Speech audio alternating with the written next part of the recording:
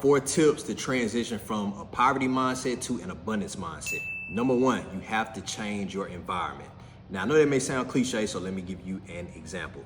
When I was 21 years old in college, I was making around $1,500 a month, and my circle was also making around $1,500 a month. And it wasn't until I ended up doing network marketing and trading where I got exposed to people that were making around $10,000 plus a month. And once my mind got exposed to that, my mind can never go back, right? So it's just like a trash bag. Whenever your mind gets expanded, it can't go back to its original state. And a few years later, I ended up getting a job that was actually in the vicinity of the level of income that I got exposed to when I was 21.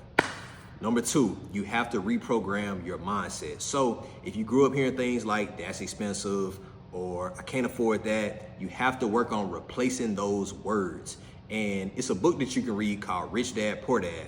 In this book, Robert Kiyosaki talked about his 2 dads that he had, and his poor dad, when he looked at money, he would say things like, I can't afford that, which he mentioned was a dead end. His mind would stop thinking whenever he said, I can't. But his rich dad would say things like, how can I afford XYZ, which is an open-ended question. And that right there would allow his mind to start thinking about ways that he could generate the money in order to get that thing that poor dad may have deemed as expensive. Number 3, you have to learn what God says about money. So in Deuteronomy 8:18, it says, but remember the Lord your God, for it is he who gives you the ability to produce wealth. Other translations say generate wealth. Other translations say get wealth, right? You already have this ability on the inside of you to go and generate the wealth. You may just not be aware of it yet.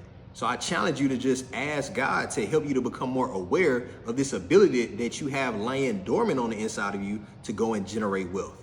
Number 4, you want to have at least 2 streams of income, if not more, right? So the first stream of income is your 9 to 5, right? That right there takes care of your living, your lifestyle, your bills, all that kind of stuff.